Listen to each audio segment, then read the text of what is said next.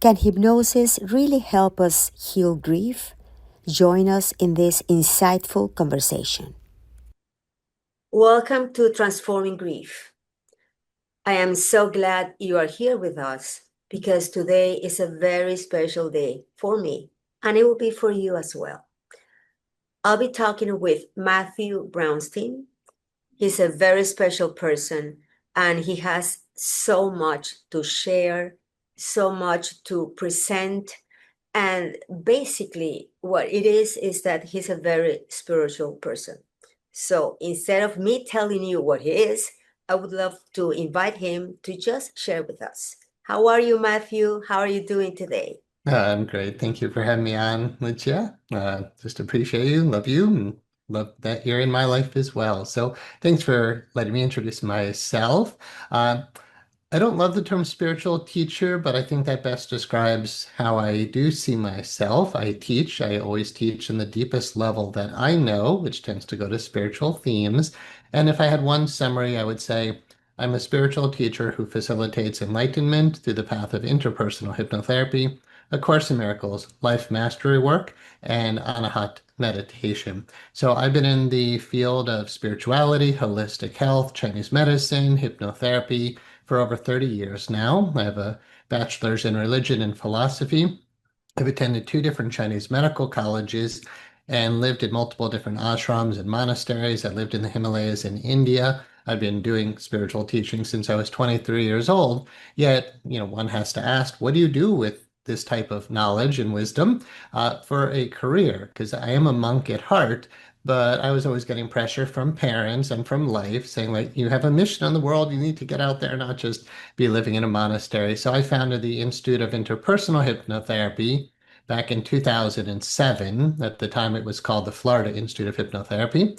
But as I became more clear on the brand and what we're all about and the international scope of the work, we let go of the term Florida. And then when I realized that the deep work is always interpersonal, it's always about relationships, then we changed the name to the Institute of Interpersonal Hypnotherapy. I've published 6 books in the field, frequently teach about A Course in Miracles, hypnotherapy, neurolinguistic programming, life mastery in general. And yeah, just really do whatever I can to help to transform the world by healing people's minds, opening people's hearts, and helping them to remember who they truly are. Beautiful. Well, did you see that it was better that he presented himself because he has been exposed to so many schools of thoughts and more than thoughts, spirit, And I will tell you how I know Matthew. I actually studied hypnosis with him. This was back, I graduated, I think it was, I think, 2012. Yeah, we I think think about that time. Yeah. exactly. Uh-huh. And it was such an amazing experience. And what made it so special was that, yes, it was hypnosis, which I was attracted to it based on a personal experience. But besides hypnosis itself, what touched my heart when I started school with him, it was the spiritual emphasis of hypnosis itself. How he presented that angle that for me is so beautiful. So that's why we have stayed in touch Mm. for 13 years now. Yeah. And it is beautiful because we have worked together in things that I have presented at his conferences that he holds. Well, this one was, where was this? In Orlando. This You were in last one, Orlando. it Yeah. was in Orlando because the other one was in Tampa, and was it in Orlando Tampa. as well? Yeah. It was in Yeah, we Tampa, used to right? be in Tampa. We started doing them in Orlando. Yeah. Exactly. Uh, So we have stayed in touch because hypnosis is something very sacred, actually. And mhm. I want to take this opportunity for Matthew. Matthew, tell us a little bit about hypnosis and healing, because as you know, my heart is in healing, as yours is as Mhm. well. And in my niche and what I do especially is working with the griever, with the Mhm. bereaved. So I would love for you to just to expand on hypnosis and how do you think it can help us heal when we are grieving? Yeah, beautiful. I'm glad you asked because it's what I live for. I like how you said that hypnotherapy or hypnosis is sacred. And the state itself is only sacred because the person that we're using the state on is sacred, right? That hypnosis is for human beings, and human beings can get hurt. And when we feel hurt, like when we lose someone we love, it affects our heart, right? It affects our emotional self. And anybody who's experienced grief knows the pain that you can feel and all the emotions that go with that core pain. If we only talk about the challenge that we've gone through, it tends to be more from the head, not the heart. Even if we have emotion flowing when we're talking, we're not necessarily accessing the deep part of our being, or you could say the deep part of our psyche, that really needs attention. Hypnosis basically is a state of mind where we have access to our deep inner mind. So it's completely safe. It is self-empowering despite the beliefs of somebody has control over you. We always teach our clients, and I always teach my students, you're not superior to anyone. You're not controlling anyone. You definitely are not going to manipulate anyone with this state. You're basically in a loving, compassionate, professional, ethical way of being.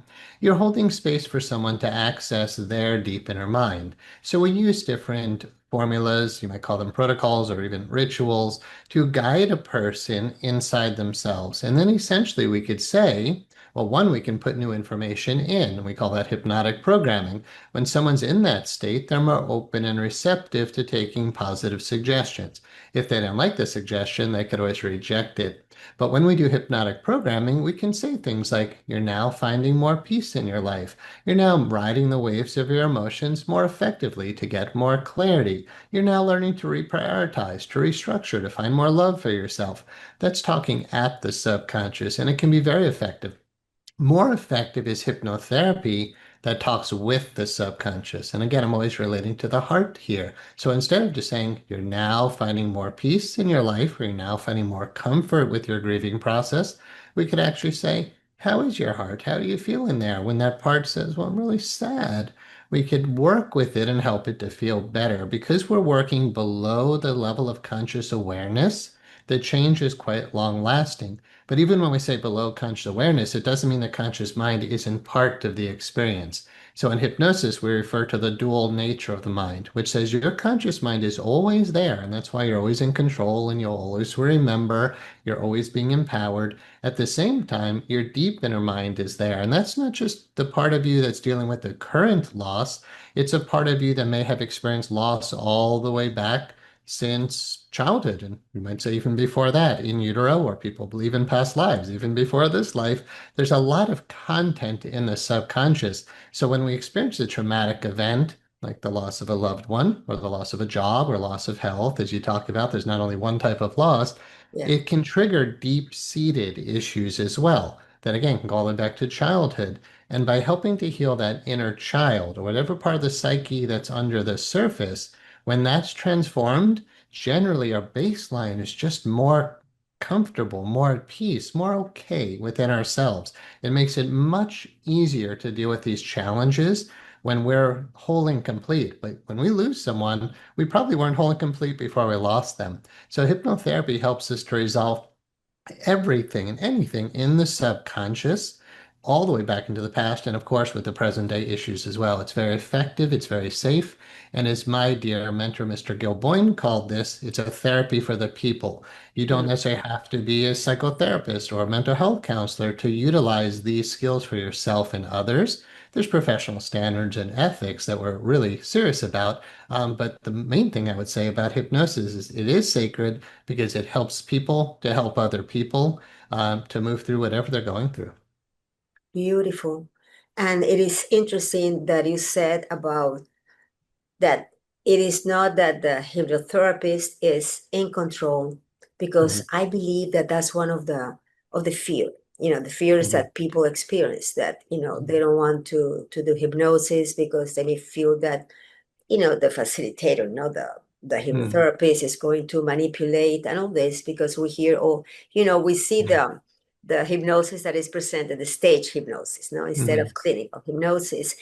Would you like to share with us, to explain, because you're so amazing, explaining the difference between the conscious mind and the subconscious, because I love to show that, when I have clients that they want to do hypnosis, to do it like an iceberg or so. But if you Mhm. want to share that with us, that would be great.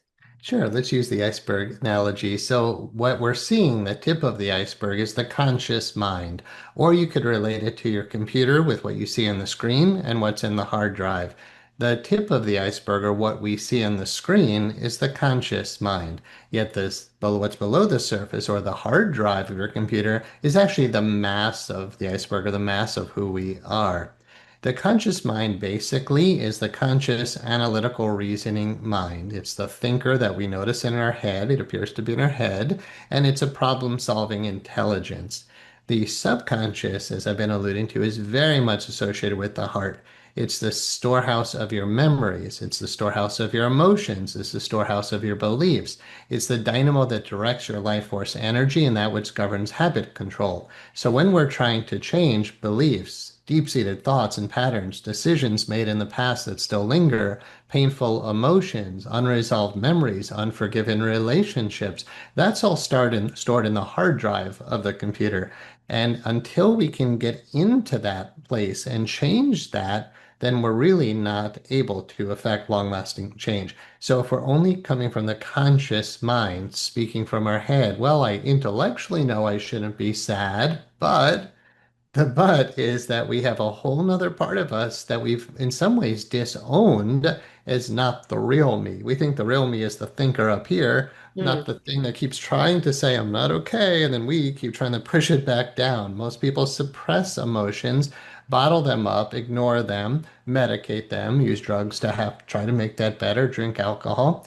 But with hypnotherapy, we're basically saying, let's get in touch with that part of you. Let's bring it to conscious awareness. Let's ask it, how do you feel? And let's figure out what it needs to feel better. So, yeah, your subconscious mind, simply stated, would be your emotional mind. And if we're not addressing that part of us, then the conscious mind will never be at peace. The heart, the subconscious, is the root of the conscious. Your heart mm, is the root of your mind. Whatever this feels, this talks about. And this is going to try to solve the problem. But it actually usually doesn't know how to solve the problem, right? Let's try drugs. No, that didn't work. Let's try alcohol. No, that didn't work. Let's try a divorce and someone else. No, that didn't work. Until we just go directly to the heart and say, what's your story? What are you all about? And resolve it at that level, then no behavioral change, no conscious thinking change can really bring us to where we want to be. Using hypnotherapy, working with the subconscious, that deep emotional mind, we can bring that to peace. And when people feel the profound comfort that can be in the heart, they notice their mind is remarkably quiet, and therefore their behaviors are far more under their conscious control. Instead of this emotional inner child running our life, we have an emotionally mature adult who's ideally spiritually aware, coming from a place of peace, choosing love, choosing kindness, rather than how a lot of us live based on old subconscious programming. So I do see it as a very empowering model and something anybody who's listening to this who may not have explored if they're dealing with grief to absolutely consider. beautiful. I love it because it's just going into the subconscious. And that's Mhm, what we say that, the conscious mind is the 12% and mhm, the subconscious at 88. And it's where mhm, all the beliefs, the memories and all that, they're mhm, there. And sometimes, and I don't know if it has happened to you, but sometimes when people come, and I say come because, I am at my center here at South Miami that you have been here, Matthew. mhm, yeah, And sometimes they come for grief and they say, Ligia, I want to do hypnosis because I want you to help me delete yeah, what yeah, happened, to mhm, delete the trauma, to mhm, delete the memories, the yeah, images that I have. mhm, mhm, How have you heard that from yeah, your clients? sure, yeah, definitely. They Yeah. wanted that. And how do you deal with that, Matthew? Beautiful. Yeah, I remember one. I've heard this quite a few times, but I remember one woman, she called and she explained that she's estranged from her children, that her two children don't want to talk to her. Can you make me forget my children? And I was like, no, even if I could, I wouldn't, because that's not what's going to bring you peace. It actually would cause more problems. So, as I've been alluding to, your heart is where those emotions live, and it's where your memories live. Even if we were able to make you not be able to access any of those memories, where you could totally be oblivious to the idea that you had children or that you were married or the things that you've lost that you don't even want to think about, even if we got rid of that memory, which we really can't do, but even if we could, you would still have the emotions there. I love the quote, the body sheds the tears the eyes refuse to feel. Oh, The body sheds the tears the eyes refuse to feel. If you keep deep-seated, my background, as I alluded to, is Chinese medicine. If you keep deep-seated grief and sadness in your heart, and you don't even know why you have it there, it's going to affect your physiology. Grief and sadness seriously affects the lung system in the Chinese medical model. It's going to affect the the heart. lung system. Yeah, the lungs Wow, I didn't know are that. seriously, and when we talk Chinese medicine, we're talking the organ system, which is more on the energetic level, which could eventually manifest physically. So yeah, we say grief and loss in Chinese medicine affects the lungs, anger affects the liver, fear affects the Mm, kidneys, overthinking and rumination affects the spleen, stomach, pancreas system. Again, that's a Chinese medical way of seeing it. The emotions absolutely affect our physiology, and we all know that. I yeah. like to say, I don't know at what point in medical school doctors lose common sense because we as human beings all know if you have a negative feeling, it will affect your physiology. Therefore, you have to deal with the problem on the level it's occurring, not just make the memory go away or not just medicate it, but say, okay, there is an emotion inside. So, what simply stated, what we would tell a prospective client who wants to use hypnosis to get rid of memories, I can't get rid of your memories, but I can help to transform the grief. I can help you to move through that pain.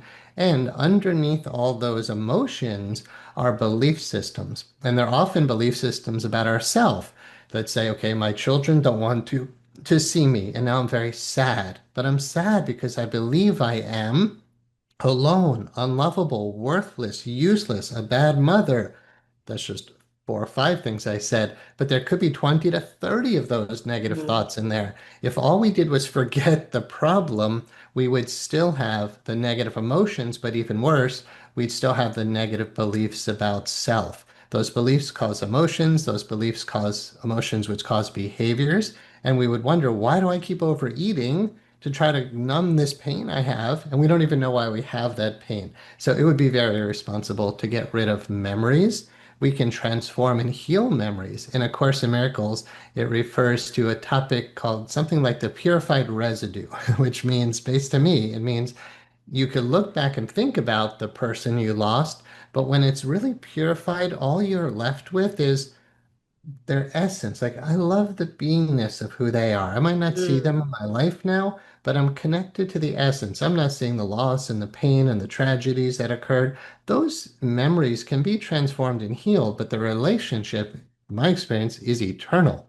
Like, Of I acknowledge we're spiritual beings. The relationship is eternal. You can't lose what you love, even if you're temporarily estranged from that being. Like you and I, or me and any other person, we always have a connection, whether we realize it or not. And when you clear your mind and your heart and you see it in its purity, you can just think like when I think, okay, who is Ligia? When I just see your essence, I can connect to that, and that's all that matters. And you can't lose that. So you can't lose what you love. Relationships are eternal, but we can reframe how we see the relationship. So yeah, we never want to suppress and pretend it's not there, but it can be beautifully transformed through forgiveness, through self love, through compassion into a pure vision that just says, we're still one, even though we're not in the same room right now. I'm whole and complete within myself, and that's really all that matters. I close yeah. my eyes, I'm good inside. And when I think of you, I'm still good inside. When I think of someone who's no longer in my life, I'm still good inside. The point is, we're perfect, whole, and complete from within once we return to that wholeness. Love it, because absolutely that connection, as you Mhm. mentioned, never ends. You know, Yeah. that I always say, no, I always say that love is eternal, Mhm. because it is eternal. And that connection, even though we don't have it physical form, but Mhm. we have it there, you know, that connection with our loved one. And Mhm. now that I said that, I was going to mention my father. He Mhm. died 54 years ago. I was 12. Mhm. And actually, I'm going to share this. Mhm. with people who are watching this. And I shared this right now at the conference when I spoke, and it's when how I got introduced to hypnosis Mhm. and how this touched my heart. Because Mhm. as I said, I lost him when I was 12, and it was a very sudden death. It was extremely painful. I was Mhm. super close to my father. Mhm. And, the youngest of three sisters, so the last one, no, very, very close. Yeah. And so what happened was that, and you remember, of course, when Brian Weiss came, Brian Weiss with his many, many lives, many masters, Mhm. were it was amazing. It was a revolution when he came with that book, Mhm. and his assistant, she went on her own after some time to do hypnosis by herself, and I went to her out of curiosity. I wanted to see how hypnosis was. Uh, And the moment that I went through the door, I remember this, Matthew, like if it was yesterday. When she mm. saw me, she's like, have you experienced something in your life that you want to heal? And she said that, oh, because I didn't say this. Every time someone would ask about my father, because he was, as you know, I'm from Mhm. Nicaragua, he was very well known in my country. So every time they would say, you're the Julio Martinez daughter, Mhm. I would cry. Not Yeah. hysterically, but tears would go down. Yeah. After years, that's something that, Mm. the healing process was stagnated, no? Mm. So when she said that, I'm like, yes, the loss of Mhm. my father. And I started crying. Mhm. So we did what we call, well, she did what we call age regression.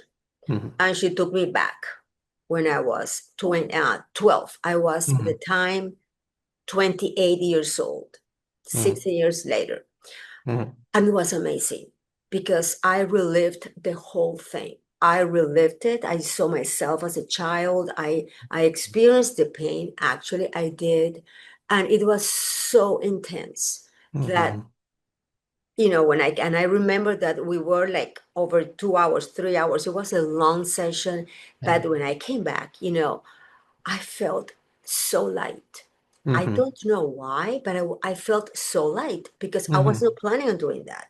I was at a conscious level. I didn't know that that was happening. No, Mhm. so months after that, I confirmed how it worked Mhm. because one of my sisters back then, found a beta because it was not the VHS. I think it was a beta, Mhm. with my father's funeral, Mhm. and they told me, my sisters, you cannot come. I'm just letting you know we're going to get together to watch this, but you cannot come. Our mom is coming because you're gonna get hysterical if you Mhm. saw this. So, and I'm like, I gotta go.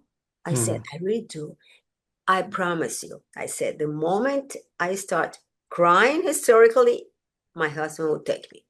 Mhm. And you know what, Matthew? That when I was watching that, yes, just like my sisters, tears coming down because it was my father's funeral. Mhm. And I saw myself the same way that I saw it when I had the age regression. Uh-huh. And it was amazing because, yes, sentiment in my heart, yes. But, and my sisters were more watching me than watching the video Mhm. because they were really paying attention how I was going Mhm. to react. And then when that happened, I was like, oh my God, I said, I Mhm. need to study this.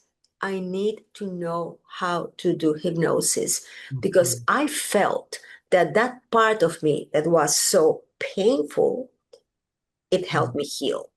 The, Sure. the rest was when I started at at the University of Miami, that I took the class on death and dying, that Mhm. I went to the other side. No, that was, Mhm. the emotional, but I think that this one was very spiritual, Mhm. this age regression. So that's when I decided, Yeah. to study Mhm. hypnosis. And I have, used the technique to help people in the process. And as you said, never, making them forget about something like if it didn't happen because it happened. It's part of your story. It is Mhm. how we deal with that.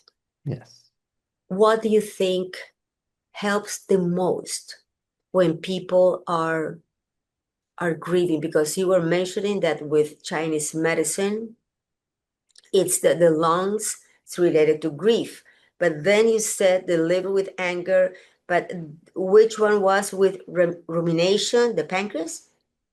Yeah, it's a slightly different model than the Western model when we say spleen, stomach, pancreas system in Chinese medicine, but basically the digestive system Ah, gets the affected digestive. by excessive, like if you're worrying and you're not digesting your Uh-huh. food, essentially when the autonomic nervous system goes into fight or flight, it has to rob energy from digestion and immunity. And the lungs Oh, actually in Chinese medicine relate to immunity in many ways. Again, it's a different model than Western anatomy, but yeah, when you're stuck in a fight or flight negative emotional state, your uh, digestion and your immune system are being robbed of energy. So you were asking me, I believe, what is the most important component of this work to help to move through? And my experience has been allowing, just that word, just that one word, allowing is the most important word, surrendering to it. Like your theme, let me express my grief, let me live my grief. Like just let me feel that feeling. So when there's a loss, we're going to have emotion that comes up. The problem is people don't want to have that emotion, right? They're suppressing it, they're acting out on it to try to find ways to make it feel better. Of course, they're seeking therapy when they do, and I think they should, to go find a competent facilitator to help them through their feelings. But that's maybe what, an hour, 2 hours, once a week, maybe twice a week if you're lucky and could afford to get that much professional facilitation. So it's really what do we do on our own when we're experiencing waves of emotion? And I know you know grief isn't necessarily linear. You'll feel that emotion come up at the most inopportune times when you least expect it. There's that emotion. The best thing I've ever found and the best advice that I could give anybody is just allow that feeling to be there. Realize this too shall pass. That there's a layer of pain that a lot of us, still carry, but it's a temporary amount of pain. The love, the light, the joy, the peace, the bliss, the experience of oneness. My experience of that's what's eternal. You've agreed, right? Like love is eternal. We are love. We are eternal. Grief is temporary. Sadness is temporary. But when we resist it, what we resist persists, right? yes, So if we're trying exactly. not to feel it, it's just going to stay there. But if you really get comfortable with observing, so allow, but also just observe, right? Just, oh, maybe that's what's happening. Like that's what's happening now. Is that so? That's what's coming up now. Okay, I'm noticing sadness, but also putting some distance between you and the sadness. I'm observing sadness. Most people say I am sad. A Hmm. small shift is just I, the spiritual being having the human experience, I'm observing a human being who's having sadness. That's okay. Humans have sadness. When you allow it to be there and you observe it without preference, it it passes like everything else. It's just you might see it as an energy moving through the universe. You're like, oh, I was fine. Now I'm observing sadness. That will pass as long as you let it pass. And then you'll be back to fine again because your true nature is perfect, whole, and complete, even though you might be observing temporary waves of discomfort. So, of course, there's ways to expedite the healing process through facilitation. But again, you might only get an hour or two a week of facilitation. And that might take months to help you to move through. What's happening during all those months? Basically, it's simply our job to allow the experience to be there, to observe it, to breathe into it, not just like hold the breath and try not to feel, but basically relax, breathe, and feel into one's emotions while observing them. If somebody's not doing that and they start doing that, they're actually going to feel more feelings because they're allowing them to be there, but the system will heal itself. Just the way our body knows how to heal itself, our heart knows how to heal itself, but only when we leave it alone. Imagine taking a toothpick for a cut you have in your hand and you're trying to rearrange the cells.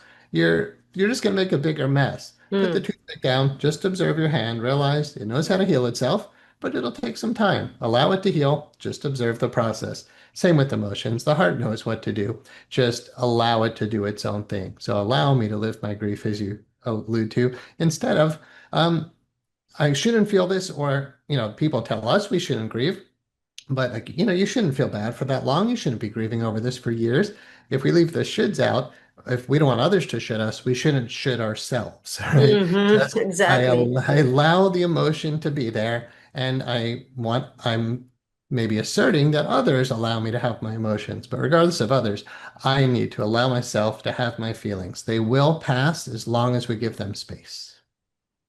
I love this. I Mm, love this. And wow, when you said about observing, mm, different things, of course, came to my mind. And mhm, one of them is, and I don't know if you know about this book, that I believe you would love it. If you don't know about it, it's called Grieving Mindfully. mm, It's written by Samit M. Kumar. He is Indian. He's a Buddhist. mm, Such an amazing book. I happen to know him. mm, Such a fine person.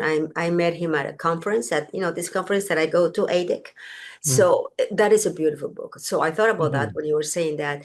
And I also thought about when I lost my mom, 5 years ago, five mhm, and some months ago, 5 years and some months ago, and that I was distraught because, mhm, I was extremely close to my mom. yeah, And I did that, Matthew. mhm, I did that. I did observe myself so much. And I mhm, learned about myself so much because what happened is that, yes, I've been doing this for 20 plus years and I love it. I love to help the griever. And I mhm, also was grieving myself, no? mhm, And I wanted to help myself the best way I could, mhm, understanding my process. And the best way to do that is observing. It's like you're an observer. You're mhm, here, but you're here. yeah, yeah, And I would find myself doing that so much. mhm, And it's amazing because I learned a lot about myself, my process, yeah, and based on that, more about how to help others, even mhm, more because you are going through your raw time, because it's mhm, so raw when you feel that. But mhm, that helped me a lot to be very present. And mhm, also, you understand, and that's why one of the things that I like to do, and the same thing you do with hypnosis, is I love to educate people about grief mhm, because I believe that the more informed we are about grief, the better understanding we have when we mhm, have these thoughts. That's why I was asking before about rumination, because in grief, we can mhm, also go into yeah, rumination. We get sure. into that loop that never stops. Mhm, So that's why it's important for people to understand about the grieving process. So when mhm, they are experiencing a loss, they can say, well, I'm thinking this. Well, of course, this is natural. I'm grieving. yeah, And the totally. same with the thoughts Mhm, and the feelings. And that's why when, I was asking you about how is the best way to mhm, to help the yeah, person grieving, and of course you said, so they get in touch mhm, because most people want to ignore what they feel, Matthew. yeah, They want to ignore it. And when they are in touch, they can go really into the healing mhm, space, no? As you yes. said, love is always there. That's why Mhm, I like to say also to move from a place of suffering to a mhm, place of honoring with love. nice, beautiful. And we say when we talk about these things that are also, of course, it's grief and all that and hypnosis, but the essence, it's very spiritual. Mhm, I would love to know what prompted you, as young as you were, to enter this world, to enter this spiritual world, searching and getting into all these different schools. What mhm. prompted you? What was in you that made you do that? Yeah, I think most people tend to get into these things because they're suffering. That actually wasn't my case at all. When I was in college, I was 19 years old. Everything was fine. It was really just, like upper middle class. Like I was privileged. I have no issues really, honestly. Like it was nice. Life was good. But one night I was lying in bed after having made love with my girlfriend, just to be transparent, 19 years old. It wasn't the first time. There was nothing even unique about the experience, but we're just both laying in bed together. And her hand was in my heart. I think she was rubbing my chest. And all of a sudden, for no reason that I understood at the time, everything changed. What was dualistic, like self and other, like there's me, there's her, there's the wall, there's the tree outside the window, everything are separate individual things. But in that moment, it was instantly all one. It wasn't shades of light and dark, contrasting forms, like the way this shirt is different than this chair. It was one light. Everything was just one being. It was one conscious energy permeating all things, but as all things. It was the experience of what I would now call the divine. I mean, at that moment, I Mhm. was like, I think this is what they mean by God. And I was atheistic agnostic. So, if you said there's God at that time at 19, I would have been like, yeah, prove it to me. I don't know. There's no proof of it. But at that moment, I'm like, I think that's what they mean by God. It was pure love, and it still is. At that moment was pure love, pure peace, pure joy, complete awe. And there was a sense of wisdom inherent in the experience where I knew the thing they call God is real. Doesn't matter what we call it, but I had experienced something that was real, like absolutely true. And I had some sense of the eternal nature of who we are because it was like, this is pure energy and this energy can't die. It can't be created or destroyed. It's just, it's there, it is. That was so inherent in my experience of nature, of reality, that I was like, oh, this is going to be like this forever. I woke up the next morning and the experience was gone. I was back to just being a normal person again. Oh, And I kind of went out of my mind. I was like, what just for happened? how long? I'm sorry. For how long did it last? It was only that evening for a few hours till I went to bed. And Uh-huh. when I woke up the next morning, everything was back to normal. But I knew I had a glimpse of something very sacred, very profound. I was a liberal arts major, so I was like, well, maybe I should invest, like dedicate my life to figuring out what this was. If I can duplicate it for myself and others, that would be a great thing. I started asking every family member and friend, and nobody knew what had happened. In college, I became a philosophy major, thinking, oh, the philosophers must know because they talk about God. But that was purely intellectual. They could debate about Mm. God, they could theorize about it, they could try to prove it with theories. And there's other forms of philosophy, but I only cared about experiencing the divine. Philosophy couldn't do it. I majored in religion, and religion talked about that, but didn't teach you how to have the experience. Then it took about a year or so, I started finding teachings about meditation, yoga, tai chi, devotional chanting, mystical religions, especially Eastern religions, but even the mystical branches of Judaism, Islam, Christianity. There are great saints and sages, Buddhas, Bodhisattvas. They're incredible beings, great masters who had tapped into this. And I realized, oh, I'm finding the footprints of the great masters. And I Mm. started practicing what they teach. Within 368 days, I know because I have a journal entry about it, I had the experience again. And then it took How another many few days? weeks. It took just over a year, 368. Oh, And then just like a few weeks later, I tapped into it again. And then I realized that it is always there. But oh. I, like anybody, has Mm. blockages to the awareness of love's presence. And I learned basically the spiritual path to tap into spirit is not just to do spiritual practice, it's to clear the blocks to that. And I was said, all right, well, I'm a religion philosophy major. What do I do with this in my life? So I went to Chinese medical school, two different schools, and then different ashrams and monasteries, like I said. But I was trying to figure out like what do I do with my life based on this?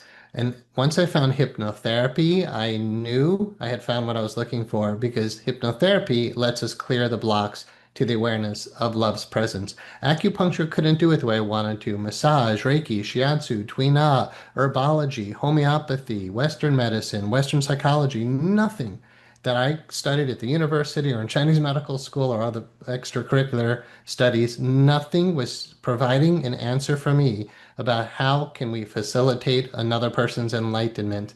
And once I found hypnotherapy, I can't say that hypnotherapy itself had those intentions, but I recently wrote a book, my sixth book, called Facilitating Enlightenment. And I Mm. realized that's what I'm all about. I want to facilitate other people's enlightenment to help them to know the light that's right here now. Love it. But how do I do that professionally? I, I don't know any other. I mean, there are techniques out there for sure, but when it comes to like one unified system of thought that's comprehensive, cohesive, that's duplicable, it was hypnotherapy. So I founded interpersonal hypnotherapy because I was asking that wisdom, spirit, that light. I said, is hypnotherapy transpersonal? Is it the whole thing is about bringing people to the divine? And that higher wisdom said yes, and it's interpersonal. And I'm like, Oh, it honors the sacredness of transformative relationships. And when we come together with the intention for enlightenment, not just to heal our pain, but deep self-realization, we're not just moving away from pain, we're moving into our personal wholeness. And I just didn't hear enough people talking about that. Now more so. But before the internet and back, in my 20s and 30s, I'm really pioneering something here. And honestly, I still feel like I am because we have Ah, our conferences, as you know, and I have my school yes. and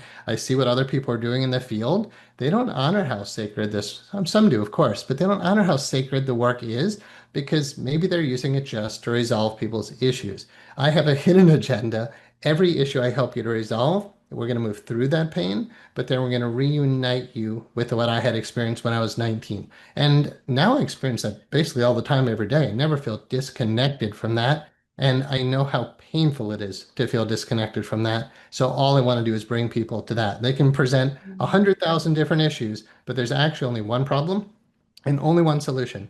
Problem, you feel separate from your source. Solution, oneness with source. That's A Course in Miracles teaching. When we make facilitation work or therapy that simple, then it's that effective.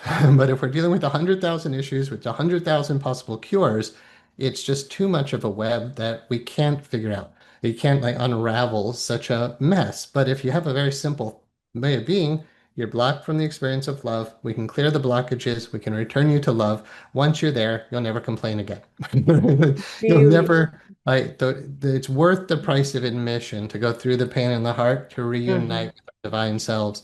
I know you know that when you're in touch with that, it's beautiful, it's peaceful, it's blissful. You barely I close my eyes all the time because inside is far better than what's out there. What's out there is temporary and changing, and people come and go, and jobs and everything comes and goes, but not the light and love that's inside. Once you're rooted in that, you're just good. And even if you do lose someone you love, you're like, all right, yeah, there's an emotion. It moves through. They came and went. The emotion comes and went. I'm eternal bliss. Once you get that, you're good. You're good. And so one of my books is called Peace Under All Circumstances, because how could you possibly be at peace under all circumstances unless you are peace? That's what I experienced when I was 19, and I've just never looked back. Thank you. Thank you for sharing so openly, so from the heart. Thank you. I appreciate you. You know that I do. Mm. And well, this has been amazing. This has been very enlightening, actually, and from the heart. So now, as we come to the end of our conversation, I wish I could have 1 more hour with you, Yeah. but I would love for you to just send a message to those who are watching us, because as you know, my podcast is Transforming Grief. So people who are there, who are Yeah. grieving, a beautiful message that you can send to their hearts. Yeah, beautiful. I would certainly want to offer the idea of just allow the emotions to be there. They will pass. But that doesn't honor what I just said, which is prioritize one's spirituality. I was just talking to a graduate recently in my podcast, and she said before she found our school, she was emotionally distraught, suicidal, just in the darkest place of her life. And she just kind of offered a prayer. And she said, either I'm going to choose death or I'm going to choose intense spirituality. And she said once she made that choice, within a couple of days, she found our school. And I can't tell you how many graduates have told me, Matthew, this training has saved my life. So my closing words would be, don't just clear your pain, prioritize the divine, whatever you call it. Prioritize God, prioritize finding your Buddha nature, prioritize enlightenment. Even if you, the great teacher Ram Dass, he said, if you want to know God. That's all that's required. And if you don't want to know God yet, want to know God. And Mm, again, people get caught up with the G word, but when you hear somebody, and I'm not putting myself in the category, but when you hear an enlightened saint, sage, great master, Buddha, Bodhisattva talking about what it's like to be, as Buddhists say, on the other shore, it's desirable to be in that other shore. And we basically call that enlightenment. So, yes, feel your pain, move through your blockages, but not just to get back to where you were before the trauma, get to the highest state that you could be, because what you are is divine. And if you're not in touch with that, you're missing the only treasure that really exists. beautiful. Thank you. Thank you for that powerful and spiritual message. It has been beautiful to talk with you. And I hope, well, this is the first time that we do it this way. I hope it is not the last one. Okay? I I'm sure we'll be in touch because we Thank always you. are. I send you all Thank you, my love Ligia. from heart to heart. Thank you. Thank And you. I thank you for appreciate being you. here, all of you, from my heart to yours. Thank you. Yes. Thank you, Ligia. Thank you for joining us today. It was a true pleasure to have Matthew J. Brownstein, Executive Director of the Institute of Interpersonal Hypnotherapy.